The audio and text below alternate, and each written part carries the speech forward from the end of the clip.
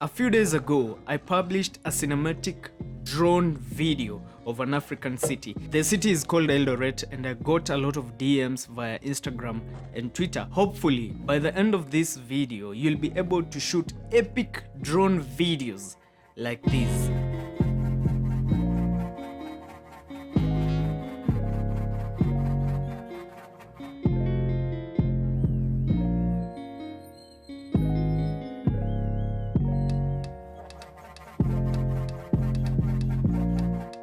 The first tip to shooting epic drone videos is lighting and location.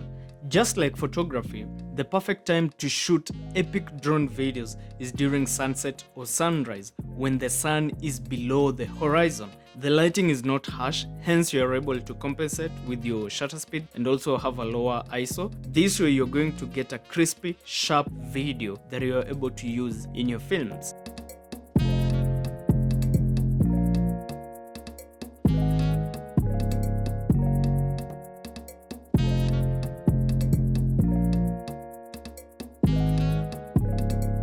Your settings will also determine whether you're going to get epic drone videos. I'm talking about two settings.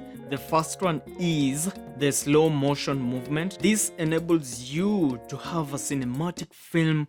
It's slow and takes its time to reveal a certain aspect of that shot. This way you're able to create more cinematic videos, especially with the slow movement. You're going to get emphasis in that particular subject. You can have normal speed. For example, you're shooting a 4K video at 24 frames per second. This way you're able to reveal the scene or showcase the environment at a normal speed, and you're able to showcase it through the aerial view of the drone. This is also awesome when you want to use normal pacing in your cinematic film or in your cinematic sequence. You combine the slow movements and the fast movements, you're going to get a dynamic sequence in that particular setting. It's like your back and forth of slow and fast-paced movements. This way you're going to create an intriguing and amazing video that you're able to share with your friends, family, and also publish here on YouTube, and also use it in your documentaries and films. The second tip that I want us to focus on in regards to creating epic drone videos is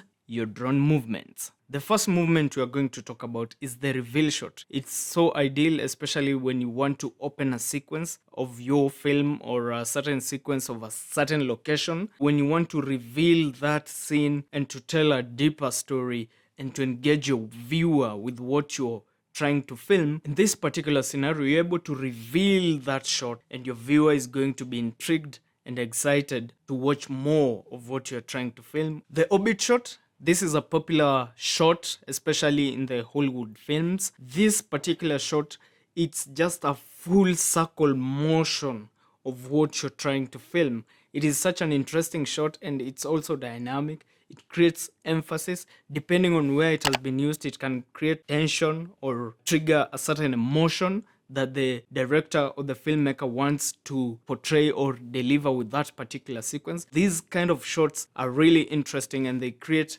a dynamic view of what is being filmed. The other shot that you can use in your film is the top-down shot. This is a shot whereby you are shooting directly from above. The gimbal is pointing straight to the subject, facing downwards. This one you can use to highlight a certain aspect of a location, or you can use it as a way of creating different shots of a particular scenario or location so that you can have that intriguing and creative perspective to your sequence, as opposed to having just one shot of that particular location. It becomes boring. But now when you mix it with the amazing shots like the top down, the reveal, the orbit, you're going to create a dynamic sequence that the viewer is going to enjoy even watching, and you're also going to create a creative cinematic drone sequence. Another drone movement that will enable us to create epic drone videos is the follow shot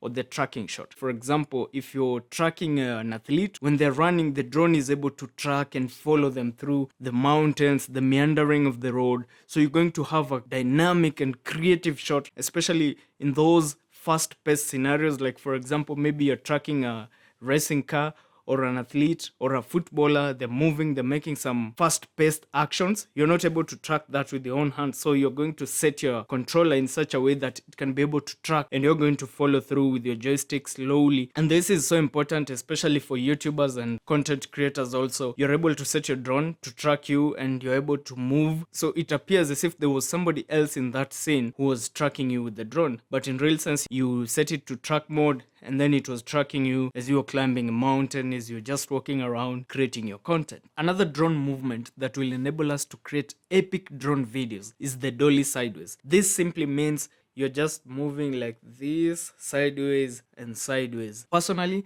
I rarely use it, but once in a while when I get an opportunity, I just use it to create more oomph, that creative aspect of what I'm trying to film. Another aspect is the speed of your drone. Through the controller, you're able to determine the speed at which the drone is going to fly at. We have 3 speeds. We have the normal speed, we have the tripod, and the speed mode. These 3 modes have different characteristics. The normal mode or the standard mode, it is the safest, especially for beginner drone pilots. And in this mode, the sensors of your drone, they are turned on, so you're not going to land in a crazy way, you're not going to hit obstacles because the sensors are on and active. You're able to avoid those obstacles. And then also the drone moves at a speed that is normal. It's not fast, it's not slow. These 3 modes, you can see them here. Normal in the middle on your right, and then the other one on your left, the sport mode. You can see them on your controller. The tripod mode is an intelligent flying mode which actually works like normal. All sensors are used and the drone reacts normally if you change the settings. However, the speed of the drone is significantly lower than the normal or standard mode. In sport mode, the drone will be more responsive to the pressure that you're applying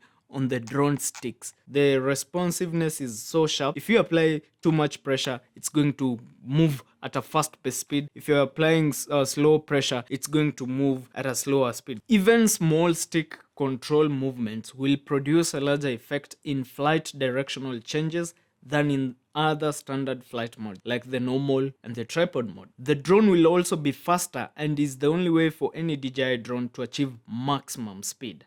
The obstacle avoidance sensors are switched off. So this is a risky mode, especially for beginner drone pilots. Just as a side note, I highly advise you, if you're not a full professional drone pilot, please don't use this mode because you're going to hit obstacles and you're going to damage your drone. Avoid this particular setting or drone mode because obstacle avoidance sensors that you can see all over the drone, they are switched off. So you are going to hit obstacles because you're using this particular mode. This is for professionals who know what they're doing, and also it is ideal to shoot in an open area, maybe up in the mountains where there are no obstacles, or even in the ocean where it's just the ocean. If you're a pro and you know what you're doing, feel free, be my guest. Another element that can help us create epic drone videos is using ND filters, especially when you're shooting in the midday sunlight, when the sun is too bright and there's so much light entering the sensor of your drone. This is the sensor. You need to use ND filters that are going to enable you to cut down that natural light that is entering your drone. When you're using the ND filters, you're able to use a shutter speed that is double your frame rate, and you're able to maintain a lower ISO. The ND filters are the ones that are going to enable you to cut significantly the amount of natural light that is entering the sensor of your drone.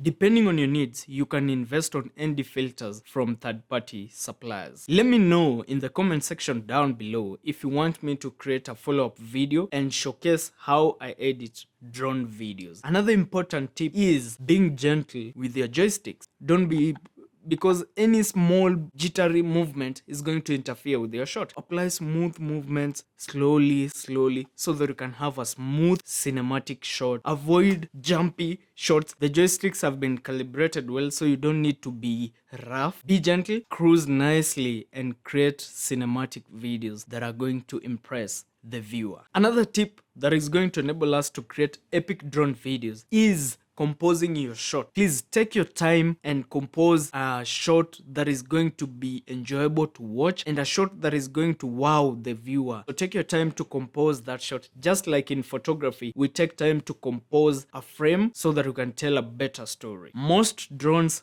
released recently have photo shooting capabilities and are able to capture high-res images. For instance, with the half-inch CMOS sensor of the Mavic Air 2, you're able to capture impressive 48 megapixel photos. Now that you've followed all the steps that you have talked about to create epic drone videos, now let's get inside the computer and talk about color grading and matching footage. When I talk about matching footage, I mean, for example, you have camera A and camera B. Camera A, for instance, is a Sony a7S III and camera B is your drone. You need to match the two footages so that they can be seamless. Even when someone is watching the video, they just get wowed and enjoy what they're watching. You need to master the art of color grading and also matching your footage. Do a lot of practice, get some presets. The presets are not the final master key. They're just going to guide you so that you can figure out your style. You can figure out if you love that particular style. You can adjust a few things and have your own unique style that your viewer is going to enjoy watching. And also you match camera A and camera B so that your cinematic sequence can be seamless and amazing to watch. By following these simple drone footage tips, you could create a really cinematic drone video like this one.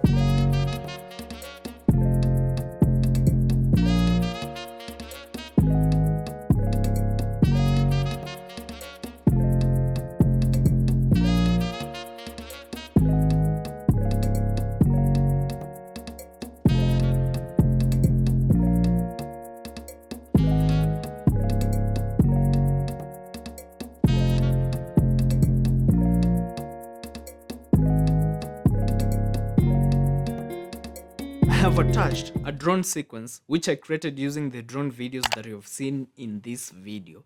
Please check it out and watch it and let me know what you think. I'd really like you to be part of my VIP exclusive club. If you're interested in getting more value in a more personalized manner, please sign up for my email list and Patreon, where I'll be sharing exclusive photography content and educational material that can help you become a better and successful photographer. To get access to this VIP club, please use the link in the first pinned comment of this video. I don't spam members of my community, and I will be grateful if you joined us. Thank you so much for showing interest in my content, and I can't wait to see you on the other side.